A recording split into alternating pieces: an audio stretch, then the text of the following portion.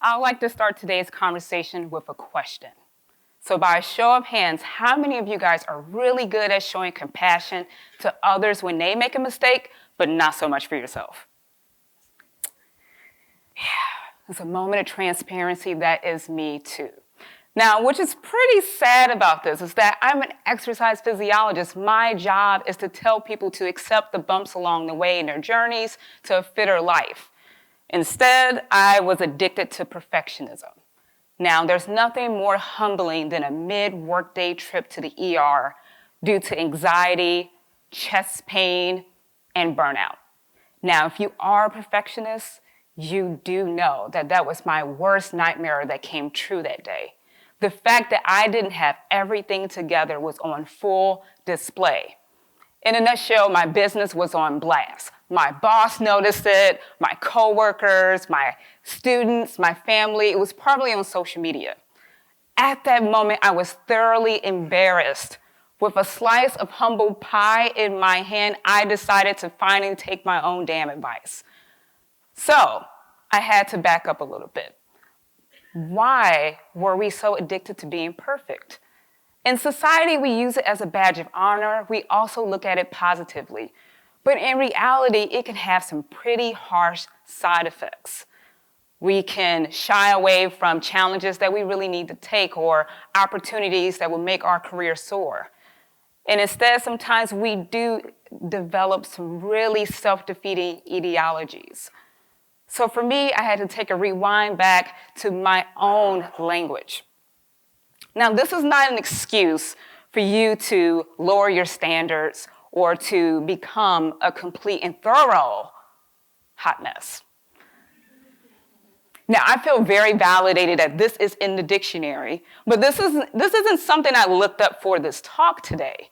No, this was one of the many tools in my arsenal of negative self-talk. Now, because I am on campus, this is the PG-rated version of all the negative things I would tell myself. I have a lot of colorful language, and I'm sure you guys all have your own arsenal of negative self-talk.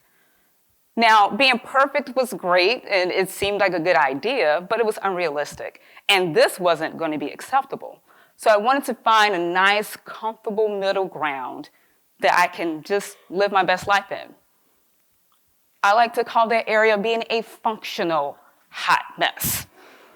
Now, since I am a mother and a working mother and I have a crazy schedule, I'm using laundry as my example today, okay? I don't know how many of you guys love laundry, but I'm here or there with it. So the perfectionist, me in my younger years, I would do the laundry, fold it, press it neatly, almost immediately, on site. Then after having my kid, I became a hot mess. And I only did the laundry because it was piling up. And to be very honest, I put the laundry in the dryer because I didn't want that mildewy smell. But the laundry became a second dresser to me because I would just pull items from the dryer. But later on, I became that functional hot mess, which is in between. That means we do the laundry, it gets done, that's right, that's great. But it's going to take a solid 3 business days for things to go in the dresser and in the closet. So although I use laundry as an example so you can see what a functional hot mess kind of looks like, in reality, it can actually be the thing that leads us to our success. It's not just a place to be comfortable, but it's a nice sweet spot that can propel us forward. So today I have 3 reasons why I'm backing up my case that being a functional hot mess is totally fine. Reason number 1, it opens you up to other avenues to reach your destination. Newsflash, we are humans. You are going to screw up. I'm sorry. But as a perfectionist, that was the thing that terrified me the most, screwing up. But when I decided to switch over to be a functional hot mess, we take those stumbles and falls and sometimes complete fails in stride. You can use that moment to pause and to collect yourself and to find another gateway to your destination. Now, I am a fitness expert, so you're just going to have to bear with me with my fitness examples. No judgment. But let's say, for instance, you had the goal of being more active or losing weight or getting stronger. That sounds great. But you have to have an idea of, is this more of a wish and an idea, or is this a goal that's actually going to get me somewhere? So if you're a perfectionist running around with a wish, you're going to fall hard and you're going to be lost. But in being a functional hot mess, on the way down, now I don't know how hard we're falling on the way down and how long we're going to be there, but you have a time to make that a smarter goal. So in order to make that a smart goal, you need to be specific with that. So being active sounds great, but how we're going to be active? Zumba, that's a little specific, right? Now it has to be something that you can measure. How often are we doing the Zumba class? You're doing it 4 days a week for 45 minutes. That's great. Now, is that attainable and realistic? Maybe not. Let's back it down to 2 to 3 sessions a week. Give yourself that buffer, right? And then a good expiration date makes it timely. So by this time, or by this next month, I want to have taken X amount of Zumba classes. So in that way, you can make yourself go from having a wish and turning that into a specific goal. Now, although that may be a smart goal, you can have the smartest goal on earth. This thing called life is still going to happen. Which brings me to reason number 2. Being a functional hot mess can actually help you reach your goals and maintain them. So studies show, and studies in behavior change specifically show, that people who develop high self-efficacy skills in coping, which means that you really believe in your bounce back game, that along with coping planning are more likely to not only maintain their behavior change, but also achieve it. So what does that mean? That means preparing for the screw-ups and the barriers and any trigger that can throw you off course can not only lead you to your success, but help you maintain that success. So we're going to go right back to that fitness example. You committed to Zumba, right? Sounds great, you're confident, your goal is smart, it looks beautiful. But then typically, I don't know if anyone has experienced this, when you commit to that goal, that's usually when everything falls into shambles. Your life becomes a literal hot mess. All of your coworkers go on vacation. All of your kids are sick. Your dog is sick. Your car's in the shop, and that cable guy did not come in that 4-hour window as promised. Now, if you're a perfectionist, this is your moment to freak out.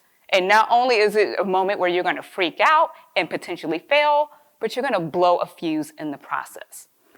But in being a functional hot mess, you are a fan of backup plans.